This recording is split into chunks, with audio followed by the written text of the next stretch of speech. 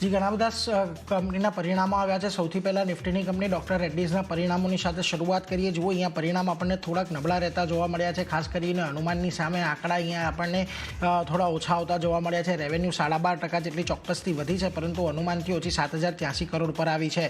Profit પણ જુઓ અહીંયા 1,324 કરોડનું અનુમાન હતું, જેની સામે માત્ર 1,307 કરોડ પર આપણને પ્રોફિટ રહેતું જોવા મળ્યું છે। એબિટાની અંદર ચોક્કસથી 14% વધારો થયો છે, પરંતુ 2,056 કરોડના અનુમાનની સામે માત્ર 1,872 કરોડનું જ આપણને પોસ્ટિંગ આવતું જોવા મળ્યું છે। માર્જિન પણ 28%નું અનુમાન હતું, જેની સામે 26.4% પર ખાસ કરીને અહીંયા આપણને રહેતું જોવા મળ્યું છે। પરંતુ અહીંયા જે મુખ્ય વાત છે કે નોર્થ અમેરિકાની અંદરથી જે એમની એક મુખ્ય રેવન્યુ સોર્સ છે, ત્યાં આગળ year on year quarter on quarter basis પર આપણને થોડોક ડીગ્રોથ જોવા મળ્યો છે। ઓવરઓલ FY24ની અંદર અહીંયાથી સારો એવો ગ્રોથ ચોક્કસથી આવ્યો છે, પરંતુ ખાસ કરીને ગ્લોબલ જેનરિક્સની અંદર પણ ક્વાર્ટર ઓન ક્વાર્ટર પર આપણને થોડોક ડીગ્રોથ જોવા મળ્યો છે, એટલે આ ચિંતાનો વિષય અહીંયાથી હોઈ શકે છે। ખાસ કરીને અહીંયાથી ઓપરેશનલ ખર્ચ કંપનીનો સારો એવો વધ્યો છે। બીજી તરફ R&D કોસ્ટની અંદર પણ જેટલો અનુમાન હતું એના કરતાં વધારે ઉછાળો અહીંયાથી આપણને જોવા મળ્યો છે, અને આ બંને કારણો રહ્યા કે અહીંયા આપણને જે પરિણામો છે થોડાક અનુમાનથી ઓછા આવતા જોવા મળ્યા છે। એટલા માટે જુઓ, બ્રોકરેજ અત્યારે આપણને નોમુરા દ્વારા ન્યુટ્રલનો કોલ આપી રહ્યા છે, 6,499ના ટાર્ગેટ આપી રહ્યા છે। એમણે એ જ કહ્યું છે કે R&D કોસ્ટ અમારા અનુમાનથી વધારે આવી છે, અને અનુમાનથી 25% જેટલી વધારે આવી છે, એટલે અહીંયાથી એક ચિંતાનો વિષય છે। બીજી તરફ જેફરીઝ પણ અંડર પરફોર્મનો કોલ આપી રહ્યા છે, 5,010ના ટાર્ગેટ તેઓ અહીંયાથી આપી રહ્યા છે। એમણે પણ અહીંયાથી કીધું છે કે ખાસ કરીને FY25-26ના EPS જે છે એમણે 2 થી 4% જેટલા અહીંયાથી ઘટાડ્યા છે, અને એમને કહ્યું છે કે આ બધા જે ઇનિશિયેટિવ કંપની દ્વારા ઘણા બધા લેવામાં આવ્યા છે એ ફ્રૂટફુલ FY26થી થતા જોવા મળશે। એટલે અત્યારે તો આપણને આની અંદર અંડર પરફોર્મનો કોલ આવી રહ્યા છે। થોડાક નબળા પરિણામો છે અનુમાન કરતાં જોઈએ આજે અહીંયા આપણને એક નેગેટિવ ઇમ્પેક્ટ ચોક્કસથી આવતી જોવા મળી શકે છે। બીજી તરફ પીડીલાઇટ ઇન્ડસ્ટ્રી જોઈ લો, અહીંયા પરિણામો થોડાક નફાના ફ્રન્ટ પરથી આપણને નિરાશા જોવા મળી રહી છે। 6% જેટલો વધ્યો છે, પરંતુ 415 કરોડના અનુમાનની સામે 304 કરોડ પર છે। રેવન્યુ 8% જેટલી વધી છે, અનુમાનથી સારી છે। એબિટા અહીંયાથી 25.7% જેટલા વધ્યા છે, અનુમાનથી થોડા ઓછા છે, અને માર્જિન અહીંયાથી આપણને 19.9% પર રહેતા જોવા મળ્યા છે। સારો એવો ઉછાળો છે। વોલ્યુમ ગ્રોથ 15%ની આજુબાજુ છે। Consumer Bazar business volume growth 12% અને B2B વોલ્યુમ ગ્રોથ અહીંયા 25% જેટલો જોવા મળ્યો છે, એટલે વોલ્યુમની દ્રષ્ટિએ તો ત્યાંથી સારું ક્વાર્ટર રહ્યું છે, પરંતુ ખાસ કરીને માર્જિનની અંદર પણ ઉછાળો છે, પરંતુ નફો અહીંયાથી આપણને અનુમાનથી થોડો ઓછો જોવા મળ્યો છે। એટલે થોડું આજે અહીંયા આમ તો પોઝિટિવિટી આવી શકે છે, પરંતુ કદાચ તમને અહીંયા થોડીક નરમાશ પણ જોવા મળી શકે। યુનાઇટેડ બ્રુવરીઝ જોઈ લો, પરિણામો ખૂબ સારા છે, પરંતુ અનુમાનથી ઘણા ઓછા છે। જ્યાં આગળ નેટ પ્રોફિટ 114 કરોડનું અનુમાન હતું, ત્યાં આગળ 81 કરોડ પર રહેતું જોવા મળ્યું છે। આવકનું 1900 આવક અહીંયાથી અનુમાનથી થોડીક સારી રહેતી જોવા મળી છે, 20% અપ છે।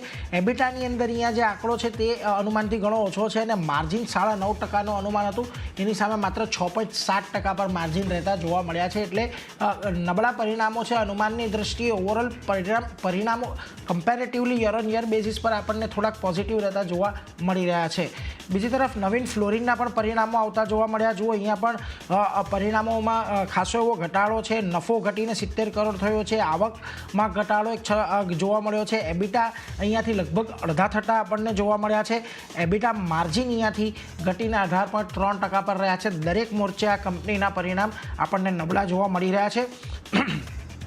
એટલા માટે જુઓ, જેફરીઝ અહીંયાથી હોલ્ડનો કોલ આપી રહ્યા છે, ટાર્ગેટ આપી રહ્યા છે 3,070નું એમનું કહેવું છે। સ્પેશિયાલિટી કેમિકલ જે છે એની અંદર સારું કોન્ટ્રીબ્યુશન જોવા મળ્યું છે, પરંતુ તે છતાં અહીંયાથી જે એબિટા છે એ પોતાના અનુમાનથી લગભગ 11% જેટલા નીચે છે, એટલા માટે અહીંયાથી તેઓ હોલ્ડનો કોલ 3,070ના ટાર્ગેટ આપી રહ્યા છે।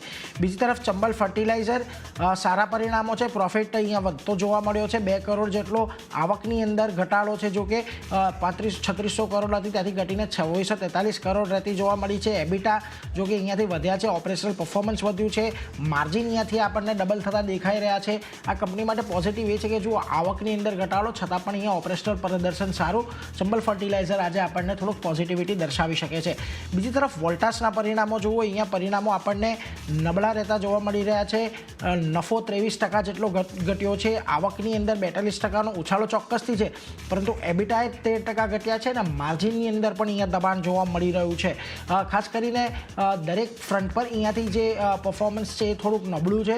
એટલા માટે જુઓ છતાં પણ અહીંયાથી નોમુરા તમને બાય કોલ આપી રહ્યા છે. એમનું કહેવું છે કે Q4 યુસીપી રેવન્યુ અહીંયાથી વધતી જોવા મળી છે, પરંતુ માર્જિન એસ્ટિમેટથી થોડા ઓછા છે. ખાસ કરીને પ્રોજેક્ટ લોસીસ છે તે અહીંયાથી વધારે પડતા જોવા મળી રહ્યા છે. જોકે છે છતાં પણ એમણે કહ્યું છે કે FY24માં લગભગ 18.5% માર્કેટ શેર સાથે કંપની પોતાના સેગમેન્ટની અંદર લીડ કરી રહી છે. એટલા માટે જેઓ બાય કોલ અને 1450ના ટાર્ગેટ આપી રહ્યા છે.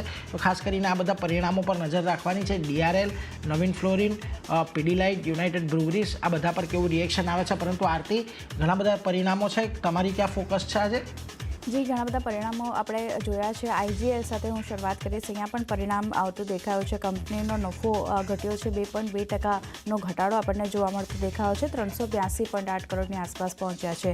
આવકની વાત કરીએ તો ત્યાં એક ફ્લેટ કામકાજ આપણને જોવા મળતું દેખાયું છે. અનુમાન હતું 3,582 કરોડ પર રહેવાનું, તેની સામે 3,596.8 કરોડની આસપાસ આપણને આવક જે છે તે પહોંચતી દેખાઈ રહી છે. સાથે જ વાત કરી લઈએ એબિટાના ફ્રન્ટથી તો 7% કંપનીના એબિટા વધ્યા છે, 558 કરોડની આસપાસ પહોંચતા દેખાયા છે. અને માર્જિન જે 15.7% પર હતા ત્યાંથી ઘટી અને 14.5% પર રહેતા દેખાયા છે. તો અહીંયા એક મિશ્ર પરિણામ કહી શકાય IGL તરફથી આવતા દેખાયા છે. જ્યાં પ્રોફિટ ઘટ્યો છે, એબિટા માર્જિનમાં ઘટાડો જોવા મળતો દેખાયો છે. તો કઈ રીતે સ્ટોક રિએક્ટ કરે છે તેના પર ખાસ ફોકસ રાખવાનું રહેશે. બ્રોકરેજ રિપોર્ટ પણ આવ્યો છે IGL પર. જેફરીઝનો રિપોર્ટ આપ્યો છે. તેમણે હોલ્ડ રેટિંગ આપ્યું છે અને લક્ષ્યાંક 450 પ્રતિ શેરના તેમના તરફથી કરવામાં આવ્યા છે. તેમનું માનવું છે કે ટૂંકા ગાળે નફાને લઈને ખાસ કરીને પ્રેશર જે છે તે જોવા મળી શકે છે. તેમ છતાં તેમણે હોલ્ડ રેટિંગ આપ્યું છે. તો ફોકસ IGLના કાઉન્ટર પર રાખવાનું રહેશે. Next counter JSW energy. અહીંયા પણ પરિણામનું રિએક્શન આજે સ્ટોક બતાવશે. પ્રોફિટ કંપનીનો આપણને વધતો દેખાયો છે, 345 કરોડની આસપાસ પહોંચ્યો છે. આવકની વાત કરીએ તો ત્યાં પણ વધારો છે, 2,755 કરોડની આસપાસ આવક વધીને પહોંચતી દેખાઈ રહી છે. એબિટાની વાત કરી લઈએ 1,169 કરોડની આસપાસ પહોંચ્યા છે અને માર્જિન જે 27.9% પર હતા ત્યાંથી ખાસા એવા સુધરી અને 42.4% પર રહેતા દેખાયા છે. તો દરેક ફ્રન્ટથી એક સારા પરિણામ JSW એનર્જીના કાઉન્ટર પર નજર રાખવાની રહેશે. અને બોર્ડે ખાસ કરીને 10,000 કરોડના ફંડ રેઝિંગ QIP દ્વારા ફંડ રેઝિંગ કરવાની મંજૂરી જે છે તે પણ આપી દીધી છે. તો JSW એનર્જીનું કાઉન્ટર આજે ફોકસમાં રાખવાનું રહેશે. KC ઇન્ટરનેશનલની વાત કરી લઈએ તો અહીંયા જે પરિણામ આવતા દેખાયા છે, કંપનીનો નફો 132 કરોડ પર પહોંચ્યો છે વધીને. આવકની વાત કરીએ તો અહીંયા પણ વધારો જોવા મળતો દેખાયો છે, 6,165 કરોડની આસપાસ કંપનીની આવક પહોંચી છે વધીને.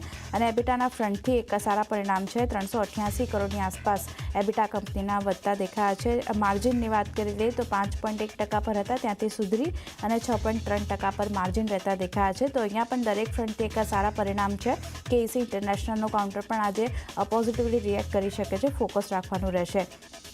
નેક્સ્ટ કાઉન્ટર PB ફિનટેકની વાત કરી લઈએ તો અહીંયા પણ પરિણામ આવતા દેખાયા છે. ખાસ કરીને કુલ પ્રીમિયમની વાત કરી લઈએ તો વધારો જોવા મળતો દેખાયો છે, 5,127 કરોડની આસપાસ પહોંચ્યું છે યર ઓન યર ધોરણે.